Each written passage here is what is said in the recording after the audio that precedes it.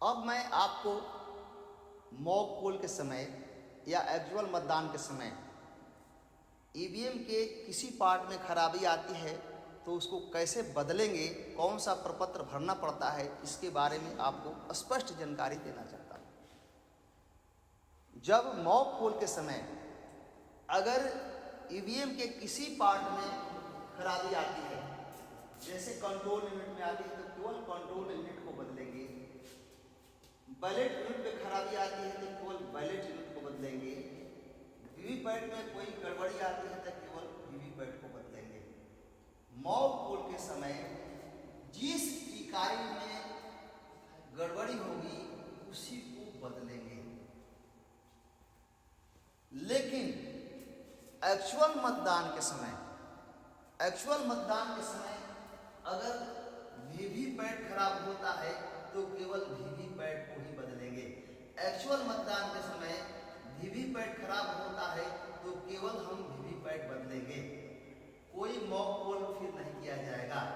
लेकिन control unit या ballot unit में से कोई भी एक खराब हो जाए तो तीनों को बदलना है, कंट्रोल यूनिट, बैलेट यूनिट और वीवीपैट। एक्चुअल मतदान के समय अगर कंट्रोल यूनिट या बैलेट यूनिट खराब होता है तो तीनों को बदल देना पड़ता है। वैसी स्थिति में पीठासीन पदाधिकारी अपने सेक्टर पदाधिकारी को सूचना देंगे और सेक्टर पदाधिकारी के पास कुछ ईवीएम पहले से रिजर्व में रखा रहता है, उसको सेक्टर पदाधिकारी लेकर आएंगे और उसको बदलने की प्रक्रिया स्टार्ट करेंगे। यहाँ आपको समझाना बहुत ज़रूरी है कि जब मॉक पोल के समय मशीन जो खराब होता है उसी को बदलेंगे, उसके लिए पीठासीन अधिकारी का प्रतिवेदन भाग 4 भरना होता है। भाग 4 पीठासीन अधिकारी का प्रतिवेदन भाग 4 मॉक पोल के समय आई हुई किसी इकाई को बदलते वक्त उसको भरा जाएगा। वह प्रमाण पत्र सेक्टर पदाधिकारी के पास रहेगा। एक्चुअल मतदान के समय अगर कंट्रोल यूनिट, बैलेट यूनिट खराब होता है तो तीनों पार्ट को बदलेंगे। एक्चुअल पोल के समय वीवीपैट खराब होता है तो केवल एक्चुअल वोट भरेंगे।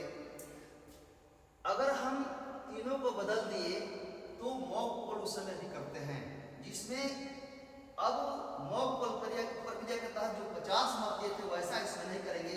केवल सभी उम्मीदवारों को जो बैलेट यूनिट में जितने भी बटन खुले हुए रहे नोटा सहित सभी उम्मीदवारों को केवल एक एक वोट दे करके हम मॉक पोल करते हैं।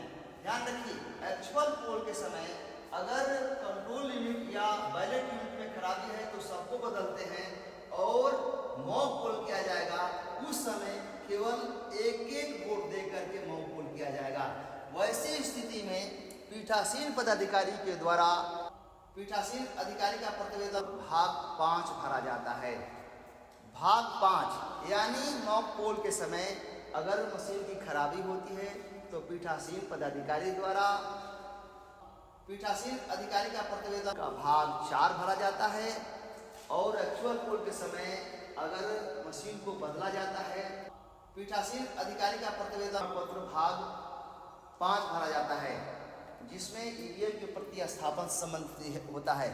यह भाग 4 और भाग 5 भरने के बाद प्रपत्र को सेक्टर पदाधिकारी अपने पास लेकर जाते हैं। उस प्रमाण पत्र पर सेक्टर पदाधिकारी का भी हस्ताक्षर होता है और पीठासीन पदाधिकारी का होता है।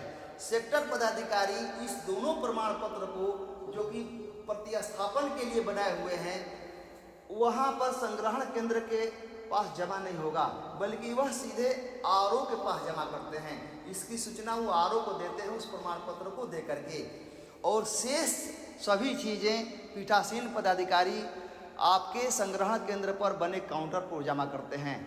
क्योंकि प्रश्न आता था इसमें कि मॉक पोल प्रतिवेदन भाग 1, भाग 2, भाग 3 तो पीठासीन पदाधिकारी जमा करते हैं। अगर ईवीएम का प्रतिस्थापन होता है तो भाग 4 और भाग 5 किसके साथ जमा होगा? लेकिन ध्यान रखिए, यह पीठासीन पदाधिकारी के पास जमा नहीं होगा। बल्कि वह पीठासीन पदाधिकारी भरने के बाद सेक्टर पदाधिकारी को देते हैं। सेक्टर पदाधिकारी उस प्रमाण पत्र को लेकर के आरओ के पास जमा करते हैं।